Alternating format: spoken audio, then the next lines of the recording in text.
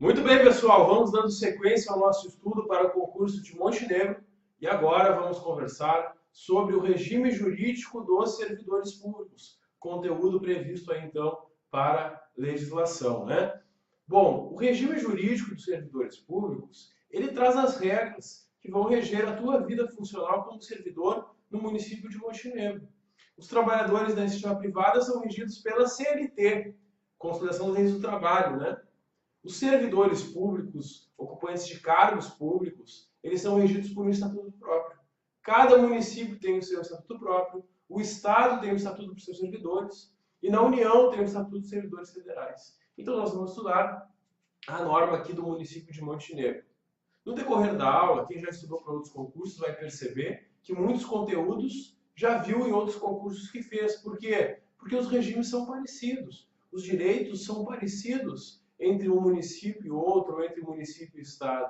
Mas tem algumas pequenas diferenças, e elas eu vou destacar ainda mais aqui no nosso estudo, porque pode ser que a banca cobre justamente elas, para ver se o candidato realmente estudou e se preparou para esse concurso no município de Montenegro, tá? Pessoal, vamos ao que interessa. Eu montei aí uma apostila com todos os artigos do Estatuto, do regime jurídico, né? E com alguns quadros e esquemas para ajudar a nossa compreensão, tá? Então eu sugiro que vocês acessem esse arquivo que eu anexei agora junto com os vídeos, tá? Que é o arquivo que traz então todo esse conteúdo já em apostila. Eu tinha colocado antes um arquivo em PDF só com a lei, tá? Aquele arquivo que vem lá do site do município. Descartem aquele, desconsiderem aquele, porque eu compactei isso num arquivo menor, colocando alguns quadros e esquemas para a gente ter um estudo assim mais didático, ter mais facilidade aqui em vencer esse conteúdo, tá? Pessoal, vamos lá então. Artigo 1º simplesmente diz que a lei institui o regime jurídico. Nada a ser destacado aqui. É óbvio, essa lei é o próprio regime jurídico. O artigo 2º já é importante para fins de prova, porque o artigo 2º nos diz o conceito de servidor público. Pessoal, quem é servidor público para os efeitos do Estatuto? Servidor público é a pessoa legalmente investida em cargo público. Pessoal, existe na administração pública cargos e empregos, né? O que são empregos públicos? São aqueles que são preenchidos, né, em empresas estatais, por exemplo. Quem faz concurso para o Banrisul, para a Caixa, para a Petrobras, para o Banco do Brasil, muito embora tenha feito concurso público, não ocupa um cargo, ocupa um emprego público. E esses trabalhadores que ocupam empregos públicos são regidos pela CLT, como qualquer trabalhador da iniciativa privada. Só é regido por regime jurídico único quem ocupa cargo público, tá? Então, o servidor é quem está investido, quem está ocupando e desempenhando um cargo público. O cargo público, que ele pode ser efetivo ou em comissão, conforme está aí no esquema que tem no nosso material, né? Nós vamos começar agora a utilizar esse esquema para entender isso aqui melhor. Pessoal, dentro do município nós vamos encontrar cargos efetivos e cargo em comissão. Vocês estão estudando para ocupar um cargo efetivo. Porque para ocupar um cargo efetivo eu tenho que fazer o quê, pessoal? Concurso público. Enquanto que no cargo em comissão é de livre nomeação e livre exoneração por parte do prefeito, né? O prefeito nomeia e exonera quem ele quiser nesses cargos em comissão. O cargo efetivo tem concurso público, vai ficar sujeito a estágio probatório e após 3 anos vai adquirir estabilidade. Enquanto que o cargo em comissão tem também a sua livre exoneração. Ele nunca vai ter estabilidade, tá? O cargo em comissão jamais vai adquirir estabilidade no serviço público. E é este esquema que a gente deve colocar nesse quadro, então, que está aí no nosso material para preencher esse cargo, né? O cargo efetivo é aquele ocupado mediante concurso público e o titular dele, após 3 anos aprovado no probatório, adquire estabilidade.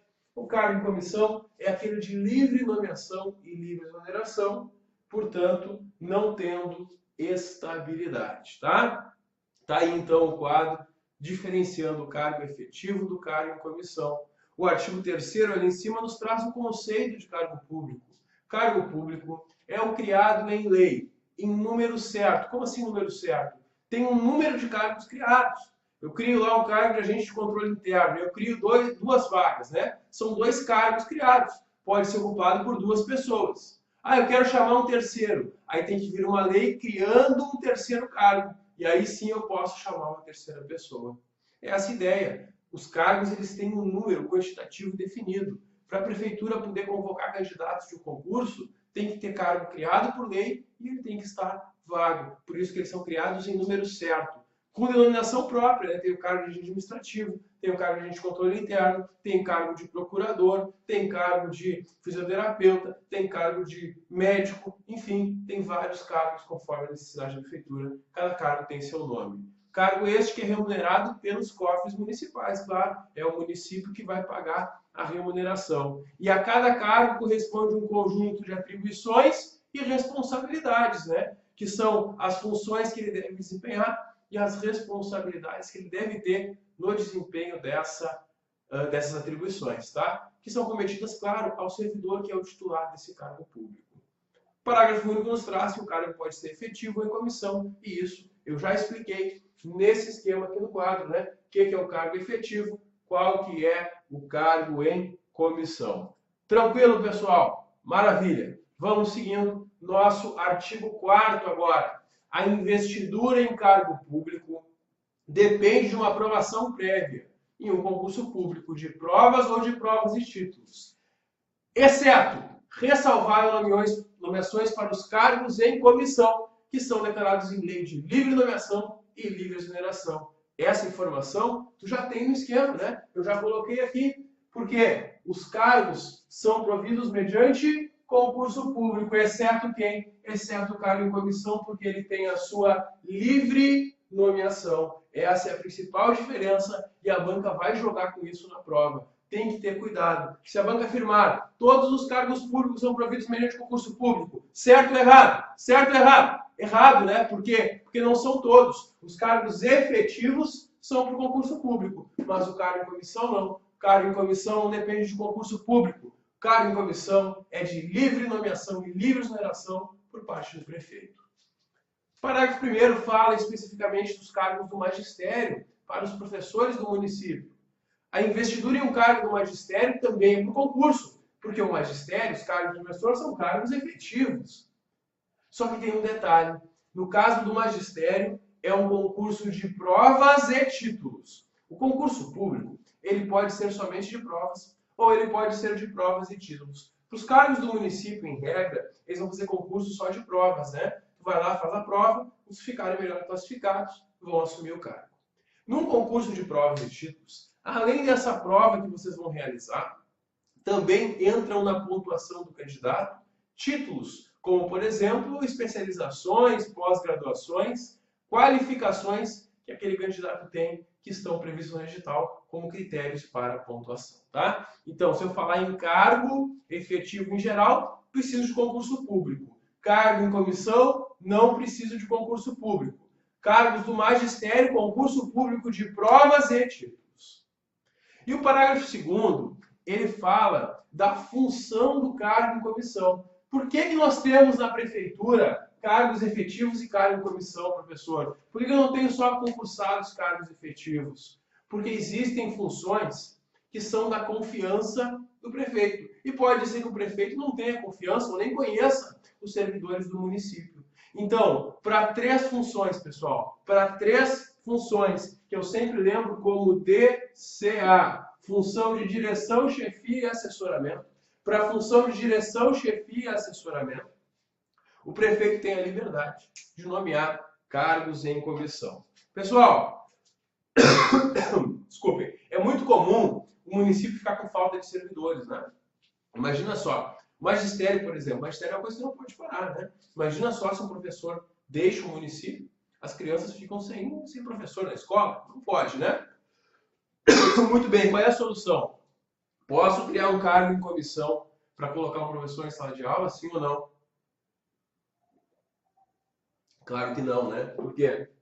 Porque dar aula é uma função técnico profissional, não é uma função de direção, nem de chefia, nem de assessoramento. Então eu não posso colocar, desculpem, eu não posso colocar um cargo em comissão para dar uma aula em escola. Não dá. Nesse caso, se usam os temporários, tá? Depois a gente vai conversar mais sobre os temporários. Cargo em comissão é só para função de direção, chefia e assessoramento, tá?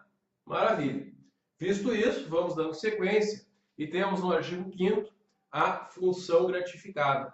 E a função gratificada, ela é para as mesmas funções do cargo em comissão. Qual a diferença do cargo em comissão para a função gratificada? A função gratificada, desculpem, ela só pode ser preenchida por alguém que desempenha um cargo efetivo. Enquanto que o cargo em comissão eu posso nomear qualquer pessoa.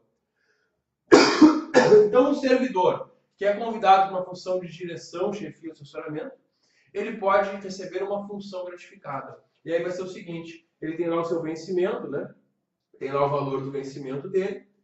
Vamos supor que ele ganha lá 3 mil por mês. E oferecem para ele uma FG de R$2.000. Como é que fica a remuneração desse servidor? Vai receber no final 5 mil. Vai receber no final R$5.000 como remuneração, tá? Porque a função gratificada do servidor que ocupa um cargo efetivo, tá? Essa a principal diferença, então, entre o cargo em comissão e a função gratificada. O cargo em comissão é para qualquer pessoa. A função gratificada, somente um servidor que já ocupa um cargo efetivo, um concursado, seu colega lá na prefeitura, que vai poder desempenhar essa atribuição.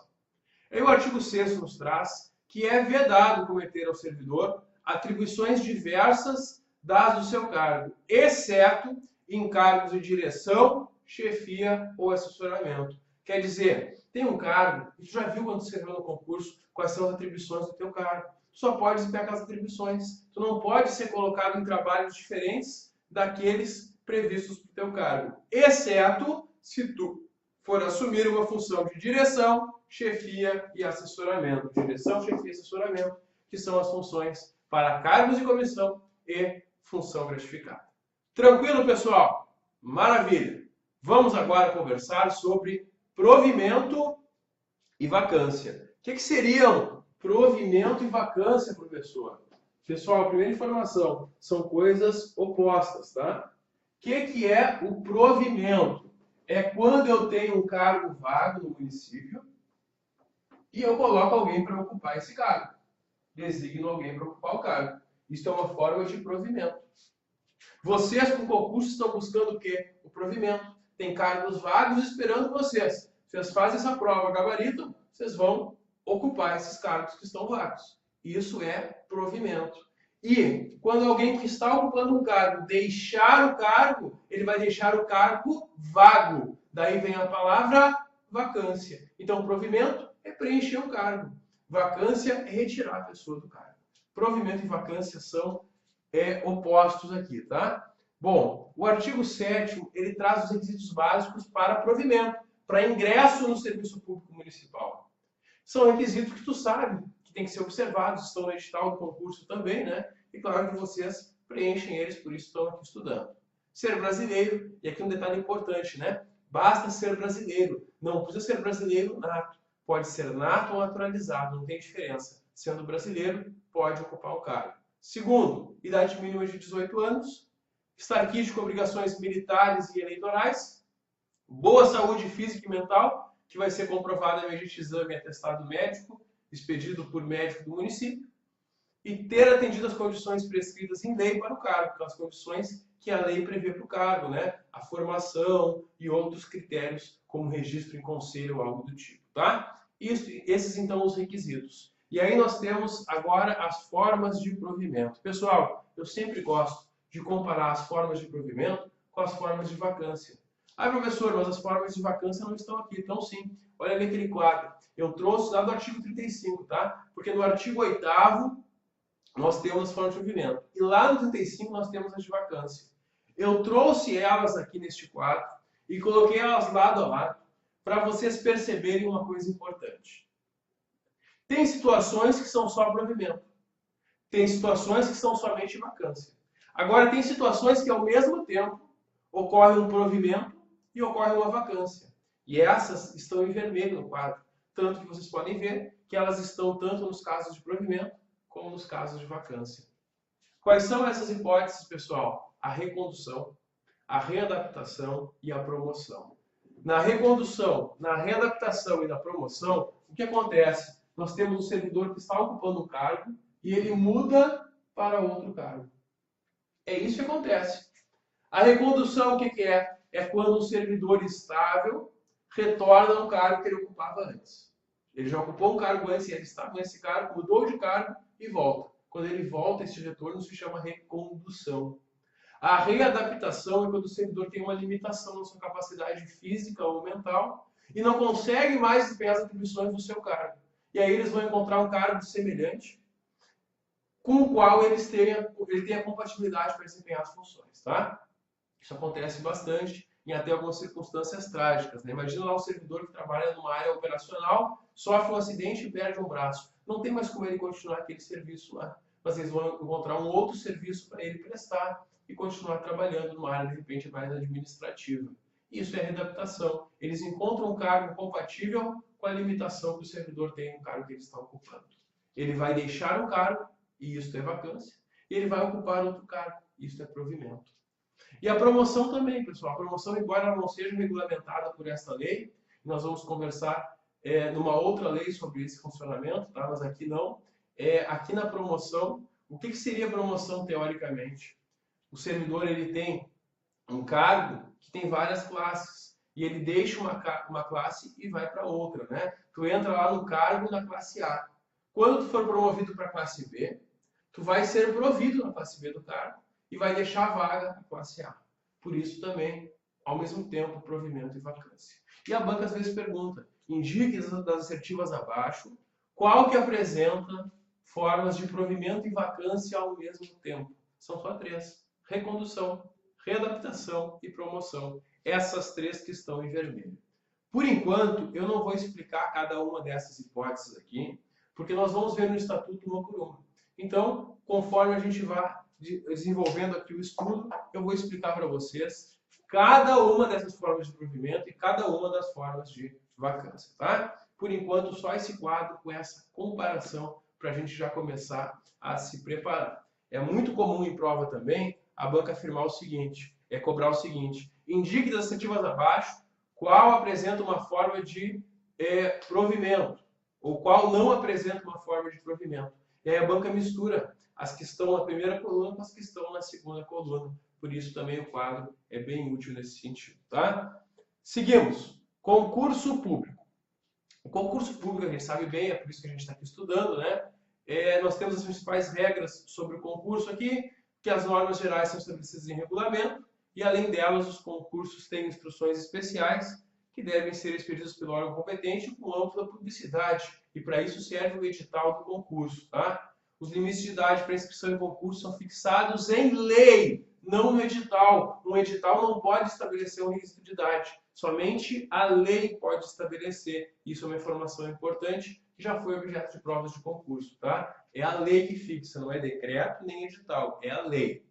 O candidato deverá comprovar que na data da abertura das inscrições não havia ultrapassaridade de limite máximo para o recrutamento, tá? Então, o momento que a gente verifica a idade máxima do candidato segundo a lei é no momento da abertura das inscrições do concurso público, tá? Se depois ele passar da idade, não tem problema. Ele tem que ter a idade máxima até aquele dia da abertura do concurso. Prazo de validade do concurso. O prazo de validade será de até 2 anos, prorrogável uma vez por igual período. Isso significa o seguinte, vocês vão agora realizar esse concurso, deste concurso para cada cargo vai ter uma lista de classificação, primeiro, segundo, terceiro, quarto, quinto, sexto, sétimo colocado. E aí, a administração ela vai poder, durante o período de 2 anos, convocar os candidatos aprovados. Quando expirar esse período de validade, se ainda tiver candidatos aprovados, o município ele pode prorrogar por mais 2 anos.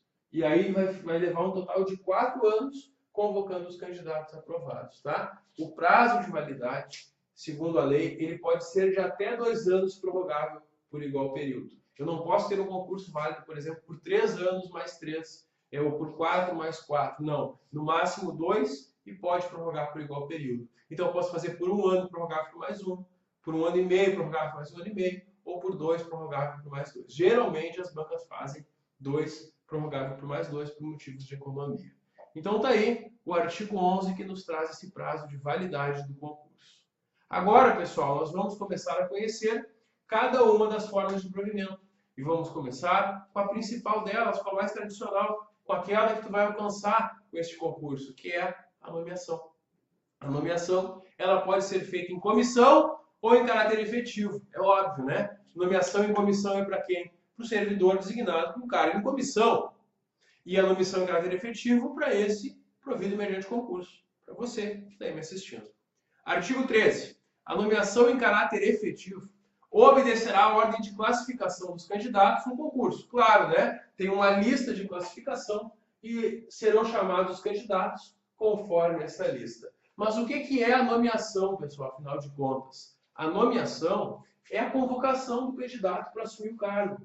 Por quê? Quando o concurso é realizado, a prefeitura não sabe quem são vocês. A prefeitura não sabe se vocês preenchem os requisitos para ocupar o cargo. Não sabe se vocês ainda querem ocupar o cargo quando são chamados. Então a nomeação é um chamado que a prefeitura faz. Tem o nosso esquema aí que vocês podem acompanhar também no nosso material, né? Nós teremos a nomeação. E o que é a nomeação? A prefeitura vai pegar os candidatos da lista de classificação que ela quer convocar para ocupar cargos, na ordem de classificação, e vai nomeá-los, publicar a chamada deles. Quando dessa nomeação, surge um prazo para que eles tomem posse. Tomar posse é chegar lá na prefeitura e dizer: eu quero, o cargo é meu, é comigo agora, eu aceito este cargo. A aceitação do cargo, com as consequentes atribuições, deveres e responsabilidades, é a posse do servidor. Qual é o prazo de posse? Está no artigo 14, parágrafo 1º. O prazo que eu tenho para tomar posse é de 10 dias a contar da nomeação, prorrogáveis por mais 10. Ah, professor, quer dizer que são 20 dias? Não, é 10 mais 10. Ah, mas 10 mais 10 é 20. Não, mas é o seguinte, pessoal, pensa só comigo. Se tu levar 15 dias para comparecer para a posse, tu perdeu o cargo, porque é 10 prorrogável por mais 10.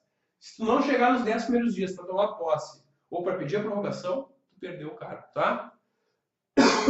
Então, por isso que nós temos um prazo de posse de 10 dias prorrogável por igual período, prorrogável por mais 10. Maravilha! Depois que tu tomou posse, se tu quer assumir o cargo, tu leva os documentos que comprova que tu tem condições para assumir o cargo, tu ainda tem um prazo para começar a trabalhar. E esse é o prazo do exercício. O exercício é quando tu vai começar de fato a desempenhar atribuições do cargo. O prazo para exercício vai ser de 5 dias. 5 dias aqui, o prazo para exercício. Aqui são 10 dias prorrogáveis por mais 10 dias. Maravilha. Isso aqui é um S, não é um 5, não. É um S. Maravilha. 10 dias. Beleza. Então tá, pessoal, essas são as principais informações sobre o provimento por nomeação. Nós teremos a tua nomeação e, em consequência dela, nós teremos a posse e o exercício. Tudo isso é um provimento só, tá? A forma de provimento é a nomeação. A posse e o exercício são a continuação daquela nomeação. E aí nós temos ali as regras de posse e exercício a partir do artigo 14. Posse, citação expressa, atribuições, deveres e responsabilidades inerentes ao cargo, com compromisso de bem servir. E a posse é formalizada constaturando o termo de posse pela autoridade competente e pelo compromissando este que está assumindo o cargo. Prazo de posse, já falei, no parágrafo 1º. Parágrafo 2º diz que no ato de posse o servidor vai apresentar obrigatoriamente uma declaração sobre o exercício de outro cargo, emprego ou função. Por que isso?